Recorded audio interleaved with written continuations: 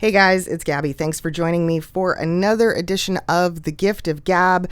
As a huge Ted Lasso fan, I want to take a little bit of inspiration from their show today and talk about not only the genius that is Jason Sudeikis, but also this little thing called talent dysmorphia. Stick around. Well, I have a wonderful electronic invention I want you to see.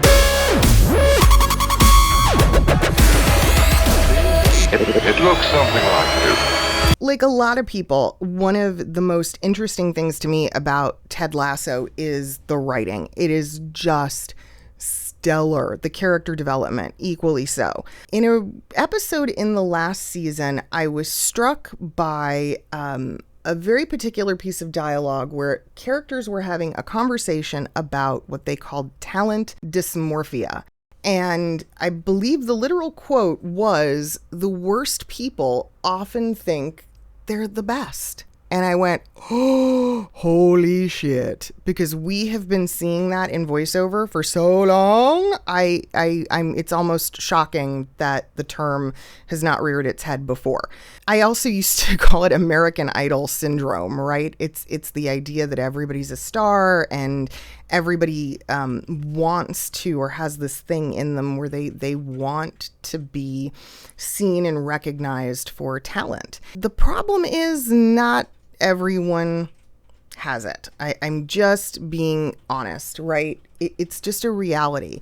There's a lot of information and rhetoric out there about voiceover and honestly, a lot of shady stuff where people are just telling you, oh my gosh, anybody can do this. If you can speak, you can make a living at this. If you don't know my channel by now, this is something I speak out against a lot because it's just not true. There is a greater skill set involved in what we do, and there's a more intense process than people realize. It takes time. It takes a lot of time to get into this industry. It also takes a lot of money, and people are often just in such a rush to get to the doing that they forget about the learning. Talent dysmorphia, right? It's very real, and sometimes I think we've all encountered those people, right, who think they're really a lot better than they are. But if you're in your chair right now going, yeah, okay, but how do I know, right? I think I'm talented, but I don't know if I'm talented. What do I do? You take one class. That's what you do, okay? You don't try to book a job. You don't try to make a demo. You don't go out there and buy equipment.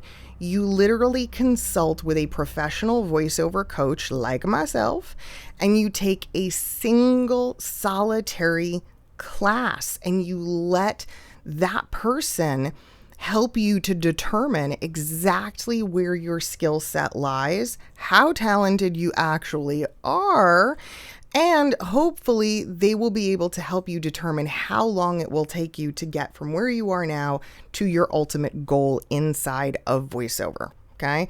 That's the key. Until someone who knows more than you assesses your skill level and helps you to understand the expectations of the industry, it's going to be really hard to determine where your skills actually lie. One class, that's it. One. Nothing more, nothing less. And if you're looking for reputable voiceover coaches, I have a list on my website at GabrielleNistico.com. If you go to the resources section, the resources tab, there is a list and a breakdown of various coaches in different sectors who I recommend. You can also on the website take a look at the assessment class that I offer for beginners. It is perfect for someone who is sitting there going, I don't know, maybe I'm good at this, maybe I'm not.